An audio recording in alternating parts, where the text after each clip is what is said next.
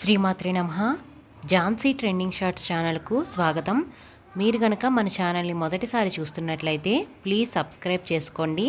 మరిన్ని devotional stories కోసం మన ఛానల్ని అందరికీ షేర్ చేయడం మర్చిపోవద్దు. ఈ వీడియో కనుక మీకు నచ్చినట్లయితే ప్లీజ్ ఒక లైక్ అయితే ఇవ్వండి. రుక్మిణీ కళ్యాణ ఘట్టంలో అత్యంత ప్రాముఖ్యతని సంతరించుకున్నటువంటి రుక్మిణీదేవి చేత కృష్ణ పరమాత్మకు వ్రాయబడిన లేఖలోని పద్యాలు కన్యలందరికీ కూడా ఇక్కడ వాటిని బహూకరించి అందులో పద్యాలు కృష్ణ పరమాత్మ దగ్గర అనగా పూజామందిరమునందు విజ్ఞాపన చేస్తే వారికి యోగ్యులైనటువంటి భర్తలు కలుగుతారు అని చెప్పి శాస్త్ర ప్రమాణం. నేను రుక్మిణీ కళ్యాణం గురించి ఏదో ఈశ్వరానుగ్రహం చేత కొన్ని పుస్తకాలు చదివి ఉన్నాను. ఈ మాట రాయని పుస్తకం ఎక్కడైనా ఉంటుందేమో అని చూశాను నేను ప్రత్యేకంగా.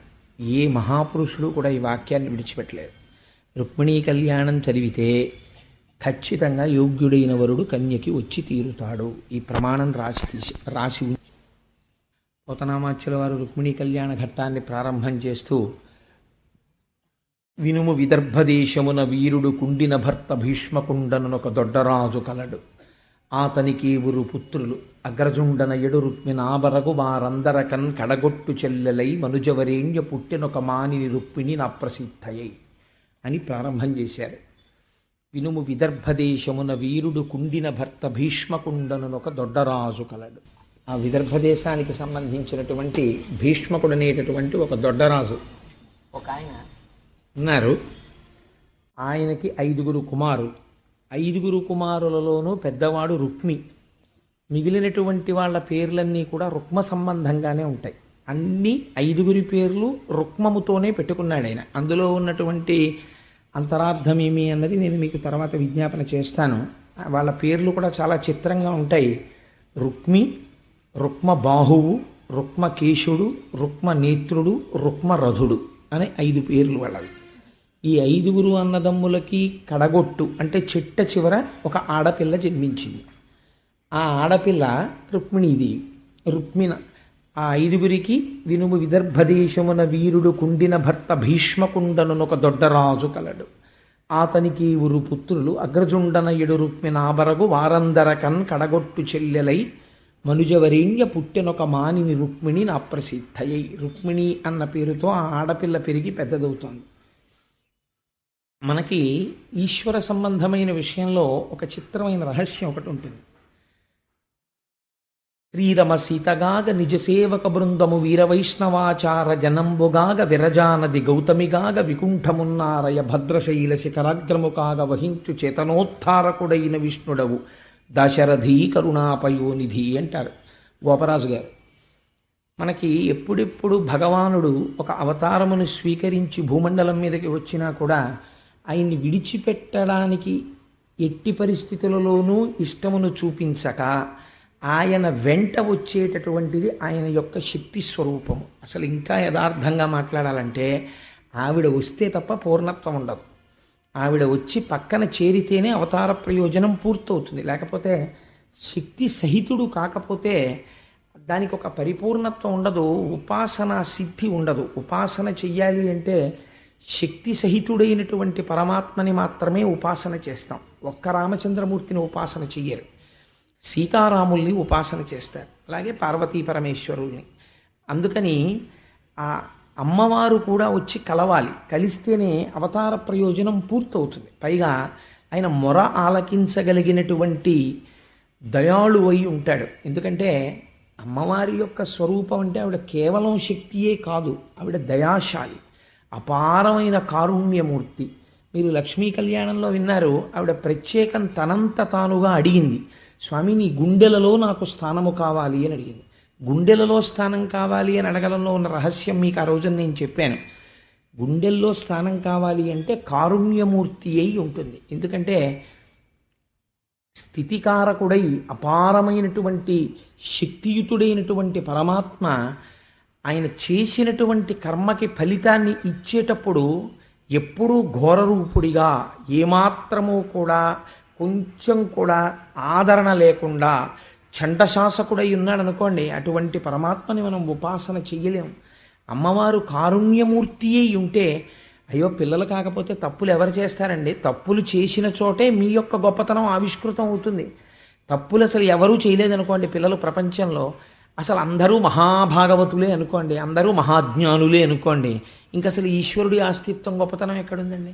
పనికి మాలిన వాడిని ఉద్ధరించడంలోనే ఈశ్వరుడి గొప్పతనం ఉంది. ఈ మాట బెదిరించి మాట్లాడేది ఎవరో తెలుసా అండి? అమ్మవారు మాట్లాడుతుంది. వేదాంత దీశికులు విశిష్టాద్వైత సంప్రదాయంలో వారు చాలా పేరెన్నికగన్నటువంటి వారు, మహాపురుషులు వేదాంత దేశికులు. వారు ఒక చోట అంటారు, ఆ అమ్మవారు ఎంత స్థాయిలో వెళ్ళి మాట్లాడుతుందంటే, ఒకానొక చోట అంటాడు రామచంద్రమూర్తి రామాయణంలో, నేను అవసరమైతే సీత నిన్ను లక్ష్మణుణ్ణి వదిలిపెట్టేస్తాను, బ్రాహ్మణులకి ఇచ్చినటువంటి మాట నాకు ఎక్కువ అంటాడు. ఆయన ఏం వెనక తీయడు, అవసరమైతే నిన్ను వదిలిపెడతానంటాడు పరమాత్మ. అలా అంటాడేమో అని కూడా భయపడతాడు. నా బిడ్డల్ని ఆయన దగ్గరికి చేర్చడం ప్రధానం. దానికోసం నిరంతరం నా పని ఏమిటంటే ఈశ్వరుణ్ణి కారుణ్యమూర్తిని చూసి వాళ్ళ మొరలు వినేటట్టు చేస్తాను అంటుందిట. అటువంటి దయాశాలి అయినటువంటి అమ్మ అయ్యవారి పక్కన చేరినటువంటి సందర్భాన్ని ఈ కళ్ళతో చూడడమే ఈ జన్మకి గొప్ప సన్నివేశం. అందుకే రుక్మిణీ కళ్యాణం వినడం, రుక్మిణీ కళ్యాణం చూడడం, రుక్మిణీ కళ్యాణాన్ని పూర్తి చేయడం కూడా పోతన గారు అందుకే అటువంటి మంగళప్రదమైన వాక్యంతో పూర్తి చేశారు పద్యాన్ని చిట్ట చివర విందురు గాని. కాబట్టి ఈ 5 అన్నదమ్ములకి చిట్ట చివర రుక్మిణి అని పేరు కలిగినటువంటి ఆ ఆడపిల్ల పెరుగుతోంది. ఆ పెరుగుతున్నటువంటి ఆడపిల్ల మీకు ఇందాక నేను ఒక మాట చెప్పాను, నిత్యానపాయనీం అని అమ్మవారికి లక్ష్మీ అష్టోత్తరంలో ఒక పేరు. నిత్యానపాయని అంటే ఎప్పుడూ విడిచిపెట్టి ఉండక ఆయనతో కలిసి ఉండునది. కాబట్టి ఎప్పుడెప్పుడు భగవానుడు భూమండలం మీద అవతరిస్తే అప్పుడప్పుడు ఆవిడ కూడా బయలుదేరి వస్తుంది. అలా ఒకసారి రామచంద్రమూర్తిగా వచ్చారు, ఆవిడ సీతమ్మగా వచ్చింది. ఆయన కృష్ణ భగవానుడిగా వచ్చారు, ఆవిడ రుక్మిణీదేవిగా వచ్చింది. అలా భగవానుడు ఏ రూపంలో ఉన్నా ఆశ్చర్యం ఏమిటో తెలుసా అండి, ఆయన వామనమూర్తిగా వచ్చాడు. వామనమూర్తిగా వచ్చినప్పుడు బ్రహ్మచారి, పక్కన భార్య లేదు, బ్రహ్మచారిగానే అవతారం పరిసమాప్తం అయిపోయింది. అయినా సరే వామనమూర్తిగా ఉన్నా కూడా ఆయన పాదముల మీద లక్ష్మీదేవి ప్రాతకాలమునందు వంగి నమస్కరించినప్పుడు అమ్మవారి యొక్క కస్తూరి తిలకపు బొట్టు ఆయన పాదముల కంటుకు కనపడింది. మీకు నేను ఆ రోజు వామనమూర్తి అవతారం చెప్తూ ఆ పద్యం కూడా చెప్పాను. బలిదైత్యేంద్ర కృతధ్వజీకర జల ప్రక్షాళన వ్యాప్తికిం జలజాచాక్షుడు సాచ యోగి సుమన సంప్రార్థిత శ్రీదమున్ కలితానమ్ర రమాలలాట పదవీ కస్తూరికాషాదమున్ నలినామోదము రత్ననూపురము నానావేదమున్ పాదమున్ అంటారు పోతన గారు. అందుకని ఆయన బ్రహ్మచారిగా ఉన్నట్లు కనపడినా అమ్మవారు మాత్రం ఆయనని ఎప్పుడూ విడిచిపెట్టి ఉండదు. అటువంటి తల్లి ఇవాళ భీష్మకుడికి రుక్మిణీదేవి అన్న పేరుతో జన్మించింది. పైన 5 అన్నలు ఉన్నారు. అమ్మవారి తత్వం గురించి పోతనామాచ్యుల వారు చాలా అద్భుతమైనటువంటి పద్యం ఒకటి ఇచ్చారు. పేర్వేర బొమ్మల పెండ్లిండ్లు చేయుచు అబలలతోడ వియ్యంబులుందు గుజ్జనగూళ్లను కొమరొప్ప వండించి చెలులకు పెట్టించు చెలువు మెరసి రమణీయ మందిరా రామదేశములందు పూవుతీగలకును ప్రోదివెట్టు సదమల మణిమయ సౌదభాగములందు లీలలో భర్మడోలికలనూగు బలికల తోట చెలరేగి బంతులాడు సారికాకీర పంక్తికిని చదువు చెప్పు బర్హి సంఘంబులకు మురిపములు గరపు మందమరాళములకు చూపు మందగతులు. నిజంగా ఎంత గొప్ప పద్యమో. పేర్వేర బొమ్మల పెండ్లిండ్లు చేయుచు అబలల తోట వియ్యంబులుందు. ఆ తల్లి చిన్నప్పటి నుంచి కూడా ఏ మాటలాడేది అంటే బొమ్మల పెళ్ళిళ్ళు చేస్తుండేది. ఎప్పుడు రుక్మిణీదేవి అంతఃపురంలోంచి వివాహం అయిపోయిన తర్వాత కూడా ఆవిడ బొమ్మల పెళ్ళిళ్ళు చేస్తూ ఎప్పుడూ డోలు సన్నాయి వినపడుతూనే ఉండేవిట. ఏమిటి అలా వినపడుతున్నాయి మంగళధ్వనులు రుక్మిణీదేవి అంతఃపురంలోంచి అంటే ఆ బొమ్మల పెళ్ళిళ్ళు చేస్తోందనేవారు. అసలు రహస్యం ఏమిటో తెలుసా అండి, అమ్మవారి అనుగ్రహం ఉంటేనే కదండి ఒక కన్నెపిల్ల సువాసిని అయ్యేది. అమ్మవారి అనుగ్రహం ఉంటేనే కదండి ఒక స్త్రీకి పసుపు కుంకాలు నిలబడేది. ఎందుకని పురుషుడు ఒక మాట చెప్పేస్తాడు, తాను ఏ స్త్రీకి జన్మించాడో ఆ తల్లి చేతికి ఒక కంకణం కట్టి అమ్మా నేను బ్రతికున్నాను అనడానికి ఇది సాక్ష్యం అనడు. తండ్రికి ఒక ఉంగరం పెట్టి నాన్నగారు నేను బ్రతికున్నాను ఇది సాక్ష్యం అనడు. ఎవరితో చెప్తాడు? తను ఏమీ పరిచయం లేదు. పెళ్లిపీటల మీద తెర తీసినప్పుడు చూశాడు ఆ స్త్రీని. ఆవిడ మెడలో మాంగళ్యం కడుతూ, అందుకే దాని పేరు ఇంకొక మాట లేదు, మంగళసూత్రము. ఒక మాట అంటాడు, మాంగళ్యం తంతునానేనా మమ జీవన హేతునా. ఇది నేను జీవించి ఉన్నాను అనడానికి హేతువు. ఆవిడ మెడలో మంగళసూత్రం ఉండగా ఏ ధూర్తుడు కూడా అమ్మ మీ వారు బాగున్నారా అని అడగడు. మీ వారు బాగున్నారా అంటే ఆయన బ్రతికి ఉన్నారా అన్నంత ధూర్త ప్రశ్న ఎవడు వెయ్యడు. స్త్రీ మంగళసూత్రంతో కనపడింది అంటే ఆవిడ సువాసిని, పసుపు కుంకుమలతో ఉన్నది అంటే ఆవిడ భర్త జీవించి ఉన్నారు. మెడలో మంగళసూత్రం కనపడలేదు. ఆవిడ జీవితంలో ఏది పొంది ఉండాలో అటువంటి సౌభాగ్యమునకు దూరమైనది తెలిసిపోతుంది. కాబట్టి ఆ మంగళసూత్రానికి అంత శక్తి ఉంది. అమ్మవారు బొమ్మల పెళ్ళిళ్ళు చేయించింది రుక్మిణీదేవి. రుక్మిణీదేవి బొమ్మల పెళ్ళిళ్ళు చేయించడం అంటే ఏమిటంటే దాని అర్థం, యథార్థానికి ఎక్కడో ఉంటాడు వాడు, ఎక్కడో ఉంటుంది ఆడపిల్ల. ఒక్కొక్కసారి చాలా ఆశ్చర్యంగా ఉంటుంది. మా పినమావ గారి విషయంలో విశాఖపట్నంలో చిత్రం జరిగింది. ఆయన తన కొడుక్కి పెళ్లి చూపులు శ్రీకాకుళం దగ్గర నుంచి చిత్తూరు వరకు వెతికారు. వెతికిన తర్వాత వాళ్ళ ఇంటికి 2 ఇళ్ల వెనకింట్లో ఉన్న అమ్మాయితో వివాహమైంది. కాబట్టి ఎవరికి తెలుసు, అక్కడే పుట్టి పెరుగుతోంది ఆ పిల్ల, వీళ్ళ ఇంటికి వచ్చేది చూస్తూ ఉండేవాళ్ళు. ఆ పిల్ల వీళ్ళింటి కోడలవుతుందని కానీ ఆ పిల్లని చేసుకోవచ్చు అని కానీ ఈయనకి రాలేదు ఆలోచన, ఆయనకి రాలేదు. అమ్మవారు సంకల్పం చేస్తుంది. అందుకే man proposes, God disposes, marriages are made in heaven అంటుంటారు. ఈశ్వర సంకల్పం జరుగుతుంది, వీళ్ళిద్దరికీ వివాహం జరగాలి అని. ఈ వీళ్ళిద్దరికీ వివాహం జరగాలి అనేటటువంటి సంకల్పాన్ని సిద్ధింపచేసేటటువంటి శక్తి స్వరూపం ఆ తల్లి. ఆ తల్లి ఆ పూర్ణత్వాన్ని ఇస్తుంది, 3 మెట్లు ఎక్కిస్తుంది స్త్రీని. ఆవిడ అనుగ్రహం ఉంటేనే జరుగుతాయి. ఒక కన్నెపిల్లగా ఉన్నప్పుడు మీరు వెళ్ళి, రేపు ఆడపిల్లలు వస్తారు, మీరు వాళ్ళందరి దగ్గరికి వెళ్ళి వచ్చిన దగ్గర నుంచి మీకు మంచి మగుడు వస్తారంటే వాళ్ళు సిగ్గుపడతారు. ఏంటది వీళ్ళు అస్తమానం ఇలా మమ్మల్ని తినేస్తున్నారు పట్టుకుని అనుకుంటారు. కానీ ఇంకొక 10 ఏళ్ళు పోయిన తర్వాత వివాహం అవ్వలేదనుకోండి, వాళ్ళు చాలా బెంగగా ఉంటారు మనస్సులో. ఏమిటో మా కర్మ, మాకు వివాహం లేదు. నేను ఎందరినో చూశాను, వివాహం అవ్వలేదని బెంగ పెట్టుకుంటారు, చిన్నబుచ్చుకుంటారు 10 మందిలోకి రావడానికి. ఆల్ రైట్, వివాహం అయిందనుకోండి, కడుపు పండకపోతే మళ్ళీ బెంగ పెట్టుకుంటారు, అయ్యో నాకు సంతానం కలగలేదు అని బెంగ పెట్టుకుంటారు. కాబట్టి ఈ 3 మెట్లు ఎక్కితే ఒక పూర్ణత్వాన్ని పొందుతుంది స్త్రీ. ఈ 3 మెట్లు ఎంతకన్నా నేను ఎక్కువ సభలో మాట్లాడడానికి దాని మీద ఇష్టపడిన, ఎందుకంటే ఎన్నో విషయములకు చెందిన వారు ఇందులో ఉండొచ్చు, ఎన్ని వర్గముల వారు. ఎవరి మనస్సు నా మాట వల్ల ఖేదపడకూడదు. కాబట్టి ఈ 3 మన శక్తి వల్ల జరగవు, అమ్మవారి అనుగ్రహం వల్ల జరుగుతాయి. ఆ తల్లి అనుగ్రహం ఉందా నడుస్తుంది. కాబట్టి పేర్వేర బొమ్మల పెండ్లిండ్లు చేయుచు అబలలతోట వియ్యంబులొందు, గుజ్జనగూళ్లను కొమరొప్ప వండించి చెలులకు పెట్టించు చెలువ మెర్రసి. ఆవిడ గుజ్జనగూళ్లను వండిస్తూ ఉండేది. వండించి అంటే మన ఉండ్రాళ్ళు ఉంటాయి కదా, అలాంటివి వండించి ఆ వచ్చిన వాళ్ళందరికీ బొమ్మల పెళ్ళిళ్ళు చేసి పెడుతుండేదిట. గుజ్జనగూళ్లను కొమరొప్ప వండించి చెలులకు పెట్టించు చెలువ మెర్రసి. అసలు ఇందులో ఒక గమ్మత్తు ఉందండి. పూర్వం అంటే ఇప్పుడు లేదనుకోండి, కానీ ఒకానొకప్పుడు మన సంప్రదాయంలో ఏమిటంటే, ఆడపిల్ల పుడితే తండ్రి తప్పకుండా ఒకటి తీసుకొచ్చేవాడు. ఏమిటి అంటే వంటిల్లు అని పూర్వం ఆట వస్తువుల పెట్టె ఒకటి ఉండేది.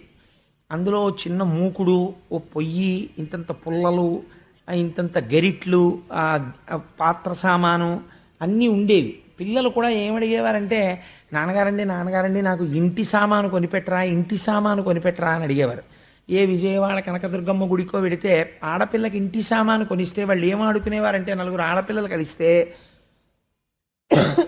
4 తాటాక బొమ్మలు చేసుకుని ఈ టైలర్ల దగ్గర కత్తిరించి వదిలేసిన వస్త్రాలు ఉంటాయి, ముక్కలు, ఆ ముక్కలు తెచ్చుకుని పెట్లలో పెట్టి దాచుకుని చిన్న చిన్న ప్లాస్టిక్ పెట్లలో మా అమ్మాయికి 20 చీరలు ఉన్నాయి అని చెప్పి ఆ చీర అందంగా కట్టి ఆ తాటాక బొమ్మకు బొట్టు పెట్టి ఆ తాటాక బొమ్మని ఇలా తిప్పి దాని వెనక నుంచి చక్కగా ఇలా జడల్లి దానికి 2 కనకాంబరం పూలు, చిన్ని పూలు పెట్టి మా అమ్మాయి ఎంత బాగుంటుందో అని అలా పక్కింటి వాళ్ళని చెప్పి వాళ్ళ దగ్గర ఒక ఇల్లు వ్యవహారం ఉండేవి.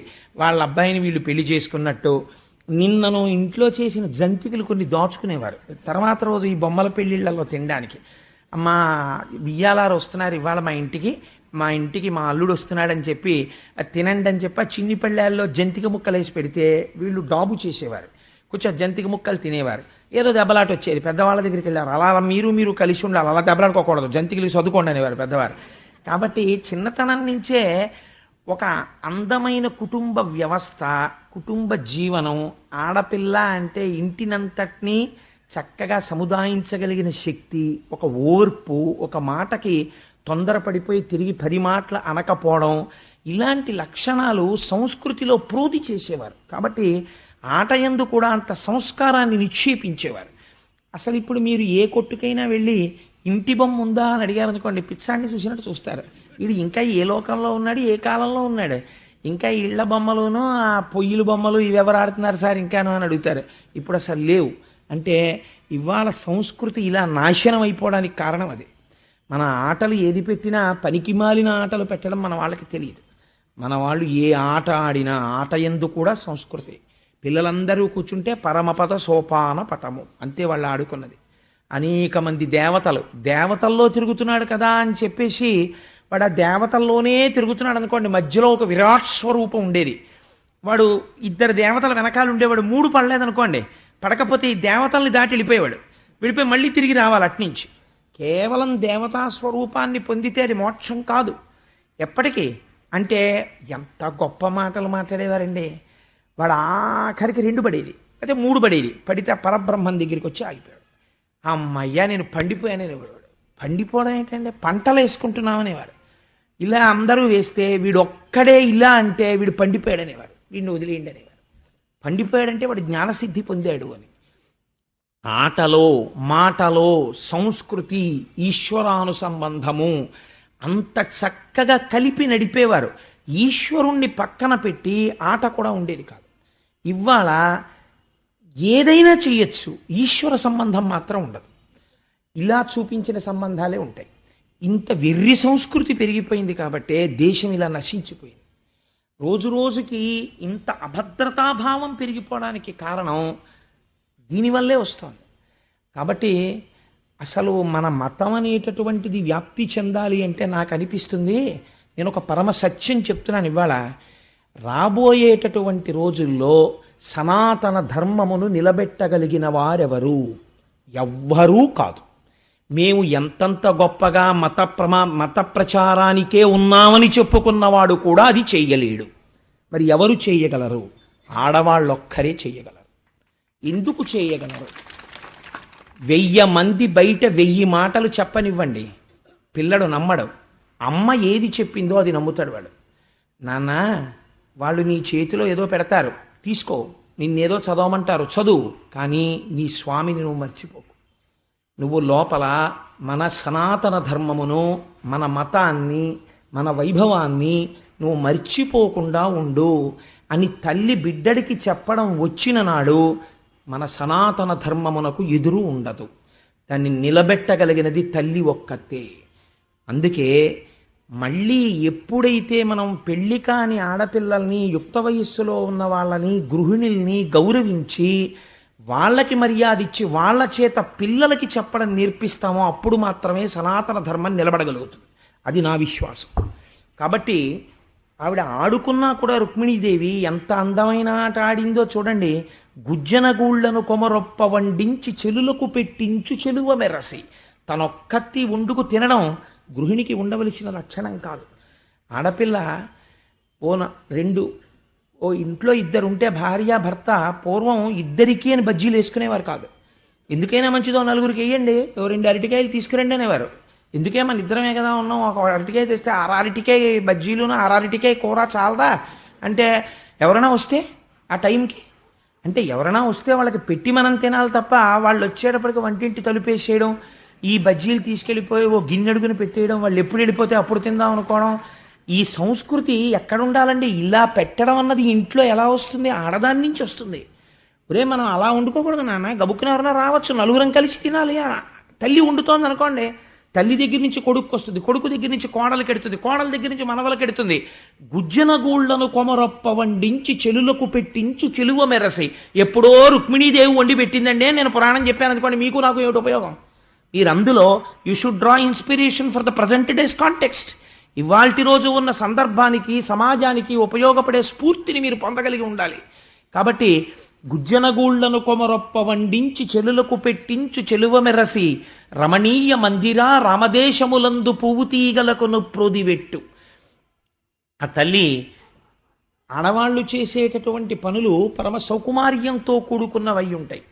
లతలకు తీగలకు చక్కగా పందిరి వేసేదిట. ఇది ఒక గమ్మత్తైనటువంటి లక్షణం. ఎందుచేత అంటే మీరు పందిరి వెయ్యలేదనుకోండి, పందిరి వెయ్యకుండా పాదు పెట్టారనుకోండి, ఆ పాదు నశించిపోతుంది. శ్రద్ధ అన్నది ఎక్కడ కనపడుతుందో తెలుసా అండి?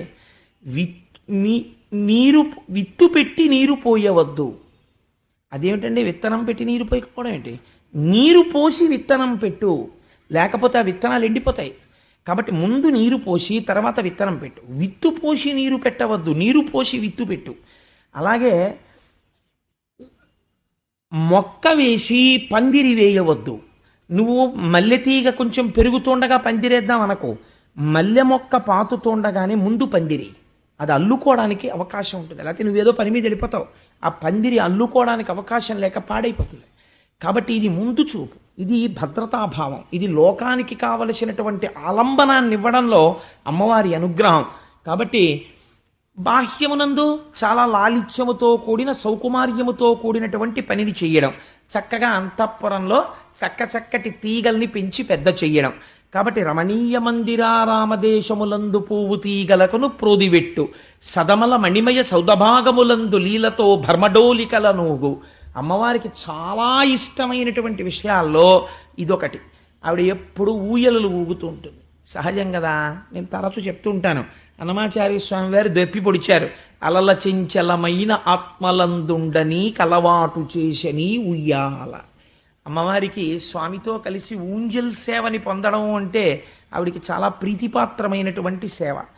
పైగా విశేషించి కన్నెపిల్లలు ఉయ్యాలలు ఊగడం అనేటటువంటిది ఒక చక్కటి సంప్రదాయంగా పూర్వం ఉండేది.